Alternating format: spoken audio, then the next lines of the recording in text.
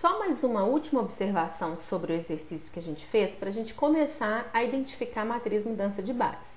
Tá bom, resumindo aqui o que a gente fez. Eu tinha uma transformação, eu queria uma transformação linear que saísse do R3 para o R2.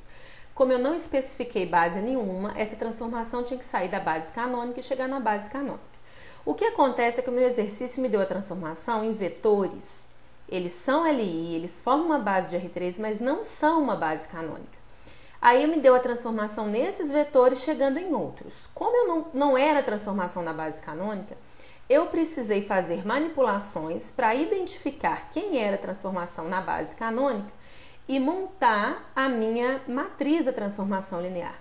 Então, nós vimos que esse 1 aqui, ó, era o T no 1, 0, 0. Não foi dado no exercício, mas eu descobri. Essa segunda coluna, nós vimos que foi o T de 0, 1, 0. E essa terceira coluna foi o T de 0, 0, 1. Ou seja, essa matriz que eu consegui foi uma matriz da transformação linear que saiu da base canônica e chegou na base canônica.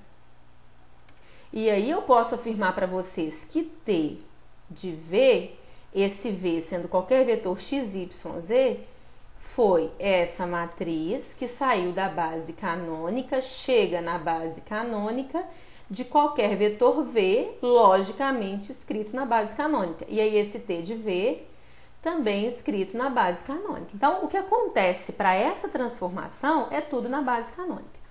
Mas eu podia perguntar, eu podia chegar e falar assim, olha, considera esses vetores aqui formando uma base B. Então tá, minha base B é formada por 1, 2, 0, 1, 0, menos 1 e 0, 0, 1. A gente pode notar que esses vetores são ali e formam uma base. Será que eu consigo, então, quem vai ser a transformação que sai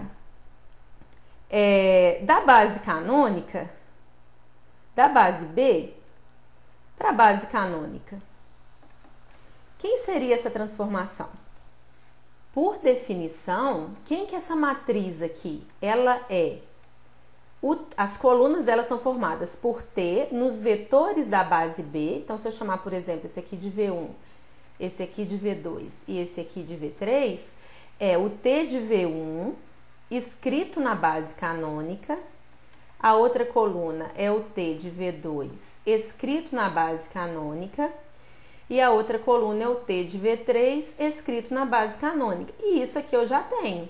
Quem que é T de V1? T de V1 é T de 1, 2, 0. Quem que é T de 0? 5 e 1. Quem que é T de V2? O V2 é 1, 0, menos 1. T de 1, 0, menos 1 é 1, 2. Quem que é T de V3? V3 é 0, 0, 1. T de 0, 0, 1 é 0, menos 1. Então, essa matriz aqui, ó, é a matriz que sai da base B e chega na base canônica. Então, se eu quero, por exemplo, agora escrever o T de V na base canônica, ele pode ser escrito como o T que sai da base B e chega na base canônica, né? Agora, isso aqui aplicado ao vetor V, só que agora, esse vetor V que eu colocar aqui, ó, ele vai ter que ser escrito na base B. É só para relembrar o que a gente viu na última aula. Porque o que aconteceu? Quando eu pedi para achar a matriz da transformação linear T, como eu não falei nada, eu queria na base canônica, um monte de gente veio cá, pegou esses vetores 5, 1, 1, 2, 0, menos 1 e escreveu aqui nas colunas. Essa matriz aqui, ela é matriz escrita na base B e não na base canônica que eu tinha, ok? Então, fica essa diferenciação. Ó. Quando eu uso os vetores da base canônica, a minha matriz de transformação é uma. Foi o que a gente achou. 1, 1, 2, 0, 0, menos 1. Se eu estou escrevendo ela na base B, ou seja, na base que eu dei a transformação, essa matriz muda. Mas a forma de estudar a matriz também muda. Ó.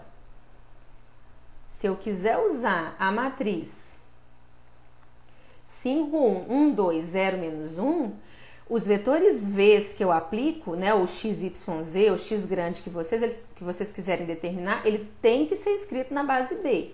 Se não, se eu quiser usar aqui eu determinei, né, na base canônica, ó, tudo pode ser colocado na base canônica. Então, é só uma curiosidade aí, para vocês saberem a diferença, né, entre trabalhar com a matriz utilizando a base canônica ou utilizando a base dada aqui. A gente precisa ter bem determinado essa diferenciação de bases.